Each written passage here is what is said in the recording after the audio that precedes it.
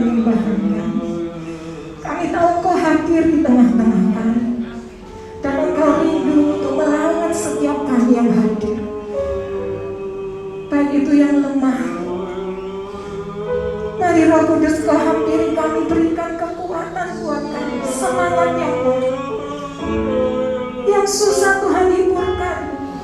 Mungkin malam hari ini ada yang sakit, Engkau yang datang menjamah kami sehingga kesembuhan itu mengalir. Engkau melihat hati kami yang haus dan lapar akan firman. Biar sore hari ini Engkau yang memuaskan dahaga kami, Engkau yang memuaskan hidup kami Tuhan. Terima kasih Bapa.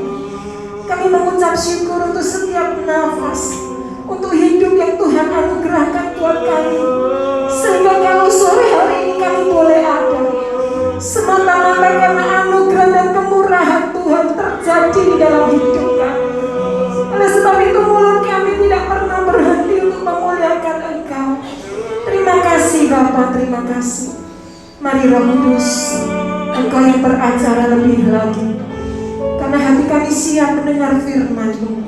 Terima kasih Bapa, terima kasih. Engkau yang dipermuliakan, Engkau yang ditinggikan sore hari ini. Inilah ucapan syukur kami yang kami naikkan, yang kami persembahkan hanya di dalam nama Tuhan Yesus, Juru Selamat kekasih kami yang hidup. Orang percaya bersama saya katakan amin. Amin. Tuhan Yesus memberkati. Shalom. Puji nama Tuhan. Saya berdoa agar keadaan kita semua dalam keadaan baik, dalam keadaan sehat, dan senantiasa disertai oleh Tuhan. Amin. Sore hari ini saya ingin sharing tentang kebenaran firman Tuhan yang saya rindu melalui sharing firman Tuhan ini, renungan firman Tuhan ini, kita semua dikuatkan. Ya, ada seorang perempuan, seorang wanita, bukan hamba Tuhan, bukan seorang nabi, bukan orang yang hebat, tetapi di dalam Alkitab perempuan ini dicatat namanya. Bahkan pujiannya ditulis di dalam Alkitab. Ya, pujiannya ditulis di dalam 1 Samuel pasal yang kedua. Ya, di situ ada perikop dikatakan pujian Hana. Dan sore hari ini kita akan belajar betapa dahsyatnya apa saja yang dilakukan oleh Hana ini. Hana ini bukan orang yang tidak punya masalah, bukan orang yang tidak memiliki problem di dalam kehidupannya. Tetapi kalau kita baca di dalam 1 Samuel pasal yang pertama sampai ayat yang ke-7, mari kita perhatikan baik-baik firman Tuhan ini akan saya bacakan dengan cepat. 1 Samuel pasal yang pertama ayat yang pertama sampai ayat yang ke-7. Siapakah sebenarnya Hana ini? Ayat yang pertama, ada seorang laki-laki dari Ramataim Zoim, dari pegunungan Efraim, namanya Elkana bin Yeroham bin Elihu bin Tohu bin Suk, seorang Efraim. Orang ini mempunyai 2 istri, yang seorang bernama Hana dan yang lain bernama Penina. Penina mempunyai anak tetapi Hana tidak. Orang itu dari tahun ke tahun pergi meninggalkan kotanya untuk sujud menyembah dan mempersembahkan korban kepada Tuhan semesta alam di Silo. Di sana yang menjadi imam Tuhan ialah kedua anak Eli, Hofni dan Pinehas. Pada hari Elkanah mempersembahkan korban, diberikannya kepada Penina istrinya dan kepada semua anaknya yang laki-laki dan perempuan masing-masing sebagian. Meskipun ia mengasihi Hana, ia memberikan kepada Hana hanya 1 bagian, sebab Tuhan telah menutup kandungannya. Ayat yang ke-6, tetapi madunya selalu menyakiti hatinya supaya ia gusar karena Tuhan telah menutup kandungannya. 7, demikianlah terjadi dari tahun ke tahun. Setiap kali Hana pergi ke rumah Tuhan, Penina menyakiti hati Hana sehingga ia menangis dan tidak mau makan.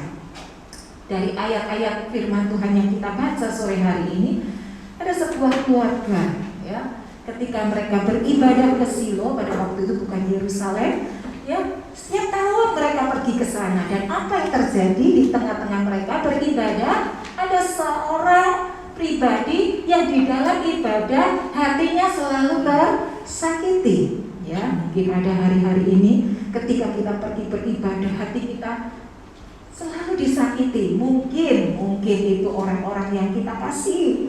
Ya, mungkin itu orang-orang yang kita kenal yang selalu menyakiti hatinya. Lihatlah sore hari ini, keluarga yang setia beribadah, keluarga yang taat beribadah bukan berarti tidak mengalami problema di dalam hidupnya. Jadi orang yang setia, orang yang taat tidak kebal dengan masalah. Masalah akan selalu ada di dalam kehidupan kita. Tetapi sebagai anak Tuhan, yang firman Tuhan katakan, kita itu tidak pernah ditinggalkan oleh Tuhan. Amin. Kita tidak pernah dibiarkan jatuh sampai tergeletak. Itu kabar sukacita yang saya ingin beritakan sore hari ini. Jadi jangan menyerah, jangan putus asa ketika ada masalah di dalam kehidupan kita. Meskipun kita sudah setia melayani Tuhan, kita sudah setia memberikan harta kita persembahkan untuk Tuhan, meskipun kita memberikan hidup kita, seluruh hidup kita untuk melayani Tuhan, ingat baik-baik, masalah, badai, gelombang itu akan selalu ada di dalam kehidupan kita. Tetapi jangan takut, jangan menyerah, jangan putus asa. Allah Immanuel, Dia berjanji, Dia akan menyertai kita menghadapi badai, taufan, gelombang apapun yang hari-hari ini mungkin sedang kita alami. Yuk kita akan melihat apa sih masalah dari Ibu Hana ini. Masalah yang pertama adalah masalah yang di dalam, yaitu masalah hati. Ya, hati ini tersembunyi, tidak kelihatan, tidak nampak secara fisik. Tetapi dahsyatnya kalau hati kita sakit, hati kita ada yang menyakiti, itu akan menjadi satu problem yang besar di dalam kehidupan ini kalau kita nggak mau disembuhkan hati kita. Ibu Hana mengalami sakit hati bukan 1-2 hari, bukan 1-2 minggu, bukan 1-2 bulan, tetapi bertahun-tahun ketika mereka pergi ke rumah Tuhan. Hatinya selalu sedih, hatinya selalu disakiti. Dan yang kedua, dia mengalami satu nasib buruk. Ya, saya mau katakan nasib buruk. Kenapa? Karena Tuhan telah menutup kandungannya. Mungkin kalau dokter memvonis dia, nggak akan bisa punya anak, dokter bisa salah. Tetapi kalau Tuhan yang memvonis, siapakah yang bisa menghalang-halangi?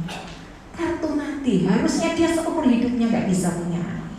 Tetapi kita akan melihat, ya, kita akan melihat masalah yang berat, masalah yang nggak mungkin bisa diselesaikan, mustahil.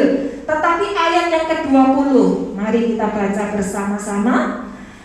Maka setahun kemudian mengandunglah Hana dan melahirkan seorang anak laki-laki. Ia menamai anak itu Samuel, sebab katanya, aku telah memintanya daripada Tuhan.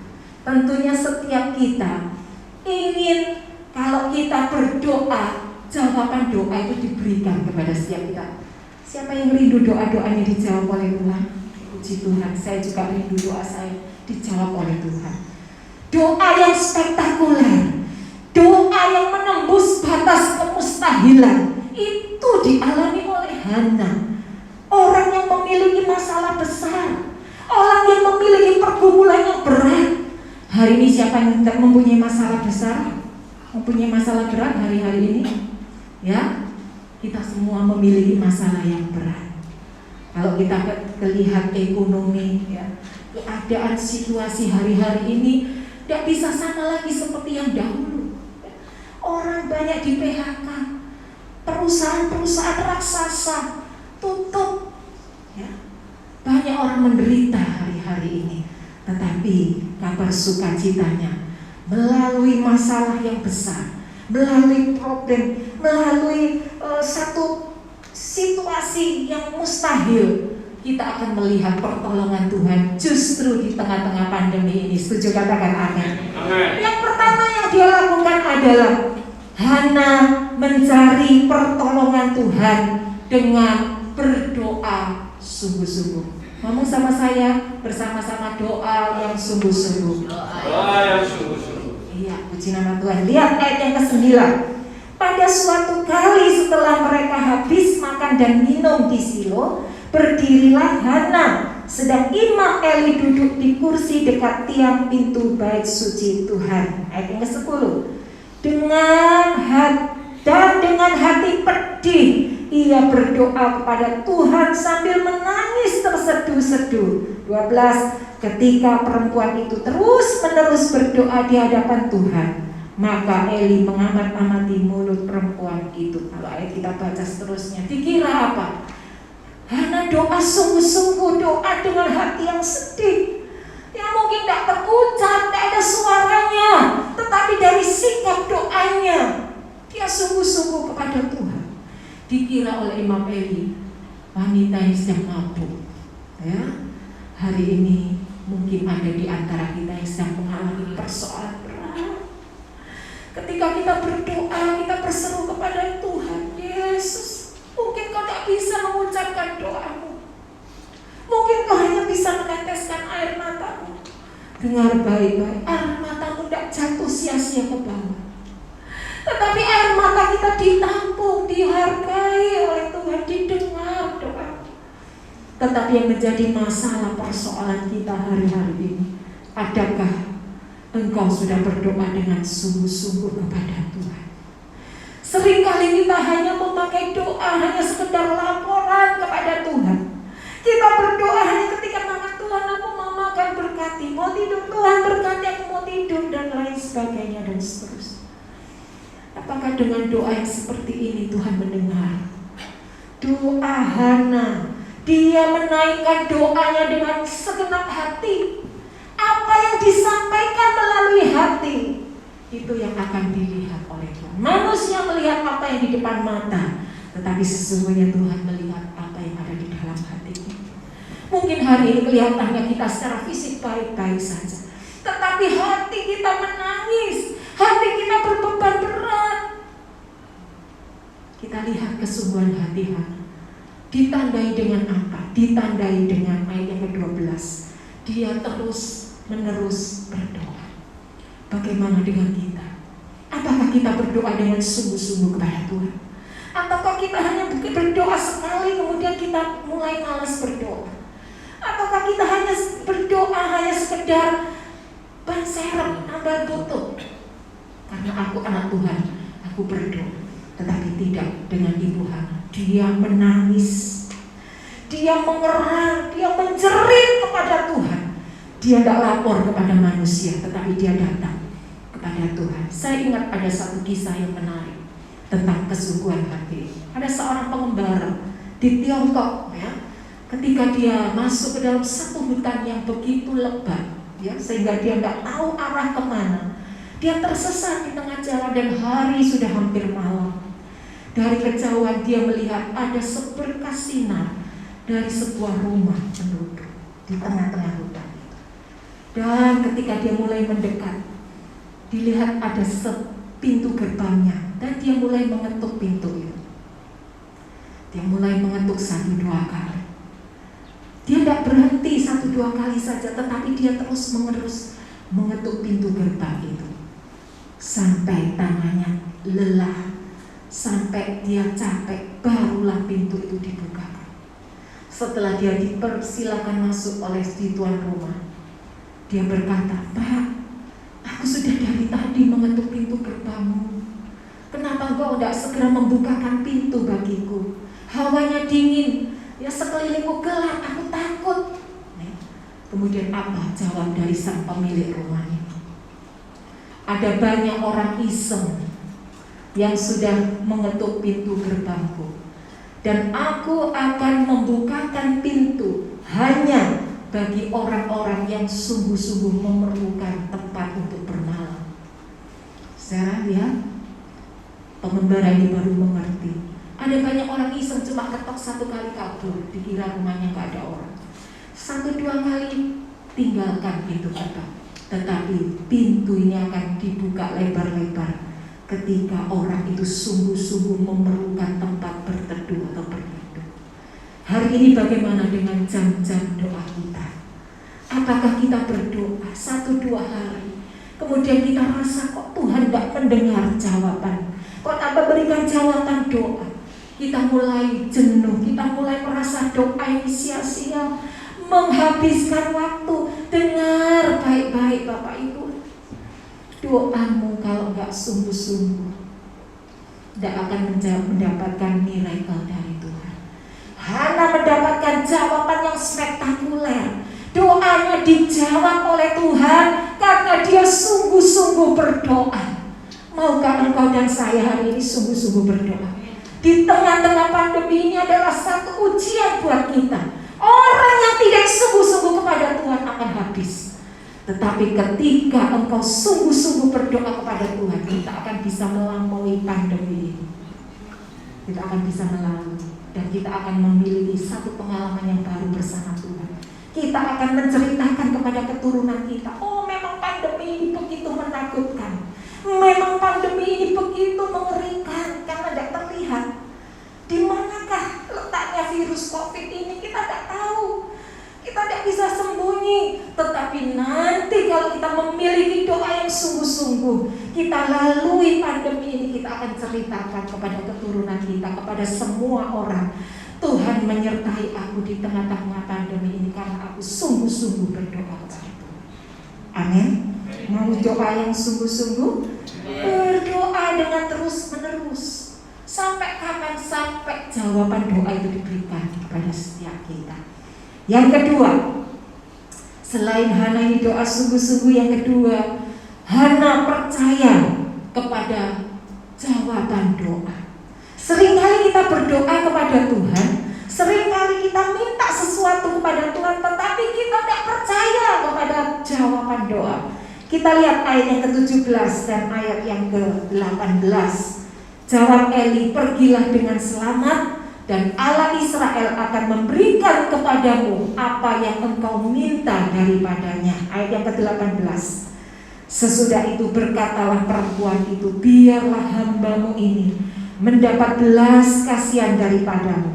Lalu keluarlah perempuan itu, ia mau makan dan mukanya tidak muram lagi. Tanda orang percaya itu mukanya tidak kusut, tidak lecek, tidak bersungut-sungut. Hari ini mungkin kita tidak bisa membuka wajah kita ya, semua pakai masker. Mana yang susah, mana yang happy, mana yang tertawa nggak tahu. Seringkali pakai masker yang itu, yang ini ya, tersenyum ya. Saya seringkali tertipu, tak kira ketawa sama saya. Ternyata setelah dekat, maskernya aja yang ketawa. Tidak tahu di balik masker itu bagaimana ya. Orang yang percaya kepada Tuhan itu wajahnya itu beda. Coba boleh lihat, tengok kanan kiri muka belakang, bagaimana wajahnya? Iya, wajahnya sukacita. Iya, kenapa? Sebagai anak Tuhan kita harus percaya bahwa Tuhan itu menjawab setiap doa-doa yang kita naikkan di hadapannya. Percayalah, jangan tidak percaya. Ya, seringkali ketika saya mendoakan orang yang sakit, secara fisik saya melihat ini tidak mungkin disembuhkan. Pecah, pembuluh darahnya pecah di mana-mana, masuk di mesin itu. Sudah rasanya tidak mungkin. Ya, kita doa ya doa, tapi dalam hati kecil saya nggak percaya kalau orang ini bisa sembuh. Ternyata manusia seringkali salah. Karena apa? Tuhan sanggup membuat mukjizat. Apa yang tidak mungkin bagi manusia itu nyata terjadi kalau Tuhan turun tangan, campur tangan untuk menyembuhkan kita. Ya, ada seorang yang bernama Josh Muller, seorang rohaniawan dari Inggris. Dia ini pernah berdoa untuk temannya. Dia berdoa untuk 5 orang temannya. Ya, dia doa sungguh-sungguh, kepingin 5 orang ini dari temannya ini percaya kepada Tuhan, terima Tuhan sebagai juru selamat mereka. dan jawaban doanya itu diberikan ya. Pada tahun kelima ya, dia berdoa dari awal sampai tahun kelima, itu yang bertobat itu 1. Kemudian dari pertama dia berdoa sampai tahun yang ke-10 itu 2 orang yang bertobat. Jadi semuanya sudah 3 orang ya. Kemudian tahun yang ke-25 1 orang lagi bertobat. Bayangkan 25 tahun berdoa baru dijawab oleh Tuhan. Sampai akhirnya Josh Muller ini sendiri yang dipanggil Tuhan. Jadi 1 orang ini belum selamat, tetapi lihat efek dari doa yang dinaikkan oleh Josh Muller. Beberapa hari setelah Josh Muller ini dipanggil Tuhan pulang ke rumah Bapa, 1 orang yang belum bertobat ini terima Yesus sebagai Tuhan dan Juru Selamat. Tuhan selalu menjawab doa-doa kita. Oleh sebab itu jangan kita tidak percaya. Bagian kita hanya berdoa meminta kemurahan Tuhan. Bagian kita adalah berdoa dengan sungguh-sungguh kepada Tuhan, dan kita akan melihat jawaban doa itu pasti akan diberikan, cepat atau lambat. Seringkali kita ini tidak sabar ya. Maunya instan karena kita tinggal hari ini hidup di zaman yang serba instan. Mau ambil uang tinggal pergi ATM, mungkin lebih dahsyat lagi di genggaman kita ada handphone, kita bisa transaksi. Mau bikin kopi nggak usah petik kopi, proses dan lain sebagainya, cuma beli yang sasetan, tuang air panas, kita sudah bisa minum kopi, serba instan. Demikian juga kerohanian kita, seringkali kita maunya doa langsung dijawab oleh Tuhan. Saya sangat percaya Tuhan bisa menjawab doa kita dengan cara instan. Tetapi ada kalanya Tuhan berkata, "Weh, tunggu." Ya, ada kalanya Tuhan bertahun-tahun sampai kita lupa apa yang kita doakan. Tetapi ingat, Tuhan tidak pernah lupa apa yang kita doakan. Dia selalu memberikan jawaban doa kita tepat pada waktunya. Waktunya Tuhan, kairos Tuhan, semuanya akan menjadi indah karena doa kita dijawab oleh Tuhan. Oleh sebab itu jangan berhenti berdoa, dan hatimu harus percaya doamu pasti dijawab oleh Tuhan. Yang terakhir, doa Hana kenapa begitu spektakuler? Karena doanya ini untuk memuliakan Tuhan. Seringkali kita berdoa untuk kepentingan kita sendiri, bahkan lebih ekstrim, kita berdoa supaya musuh kita, orang yang menyakiti hati kita, itu mendapatkan balasan yang setimpal. Doa yang demikian itu jangan harap dijawab oleh Tuhan. Hana tidak pernah berdoa supaya Penina itu mengalami musibah atau kecelakaan. Lihat ayat yang ke-26. Lalu kata perempuan itu, "Mohon bicara Tuanku, demi Tuanku yang hidup. Akulah perempuan yang dahulu berdiri di sini dekat Tuanku untuk berdoa kepada Tuhan." Ayat yang ke-27. "Untuk mendapat anak inilah aku berdoa, dan Tuhan telah memberikan kepadaku apa yang kuminta daripadanya." Ayat yang ke-28 ini yang paling indah. "Maka aku pun menyerahkannya kepada Tuhan seumur hidup. Terserahlah ia kiranya kepada Tuhan." Lalu sujudlah mereka di sana menyembah Tuhan. Semakin kita berdoa, bukan semakin kita memuliakan diri kita sendiri. Aku ini loh, doaku dahsyat, doaku dijawab. Aku kalau berdoa orang sakit sembuh. Aku berdoa Tuhan pasti mendengar doaku.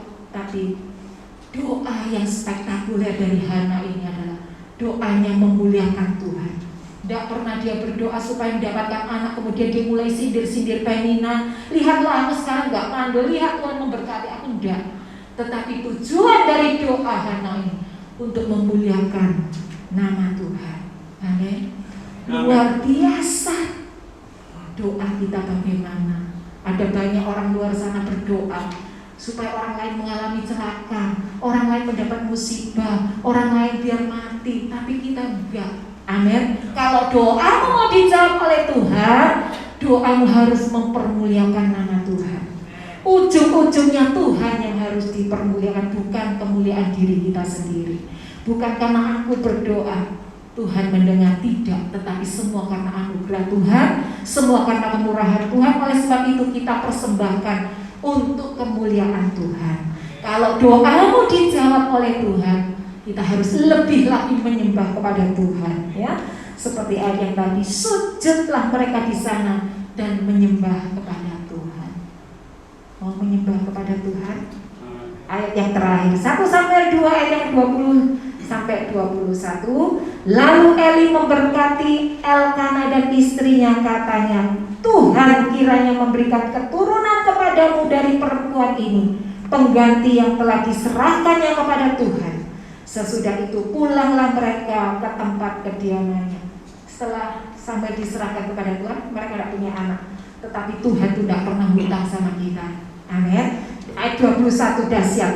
Dan Tuhan memindahkan Hana sehingga ia mengandung dan melahirkan 3 anak laki-laki dan 2 anak perempuan lagi. Sementara itu makin besarlah Samuel yang muda itu di hadapan Tuhan. Dahsyat, yang tadinya Tuhan tutup kandungannya, tidak mungkin lagi memiliki anak, tetapi dari kandungannya lahir orang yang luar biasa, Nabi Samuel. Kemudian ditambahi lagi 3 anak laki-laki dan 2 anak perempuan. Luar biasa. Hari ini mungkin bisnismu sedang mengalami tertutup, mengalami kematian, kemustahilan. Kesehatanmu hari-hari ini mungkin sedang habis, kehilangan kesehatan. Keluargamu sedang hancur-hancuran. Apapun masalah yang gak mungkin itu. Berdoa dengan sungguh-sungguh kepada Tuhan. Dengan percaya doamu pasti dijawab oleh Tuhan. Dan lihat, semakin doamu dijawab, semakin engkau sujud menyembah kepada Tuhan dan memuliakan Tuhan lebih lagi. Tuhan memberkati Bapak Ibu semuanya. Tetap semangat, jangan menyerah. Tuhan belum selesai dengan kehidupanmu. Terus berdoa, sungguh-sungguh berdoa kepada Tuhan. Saya undang pemain musik untuk maju ke depan. Malam hari ini siapkan hatimu untuk berdoa menyembah kepada Tuhan. Dan saya sungguh percaya ketika kita sungguh-sungguh berdoa, Tuhan turun tangan untuk menolong kita. Haleluya, haleluya.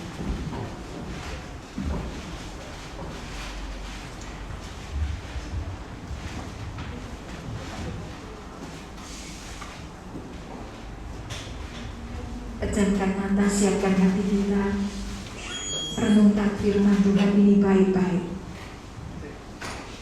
Kalau Hana ditolong oleh Tuhan, malam hari ini dia rindu menolong saudara dan saya yang mau berdoa dengan sungguh-sungguh, yang percaya akan jawaban doa, yang hidup kita terus semakin menunduk, semakin sujud memuliakan Tuhan.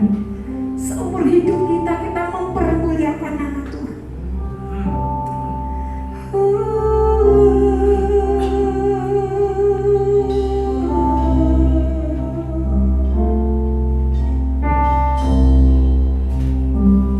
Waktu Tuhan pasti yang terbaik, walau kadang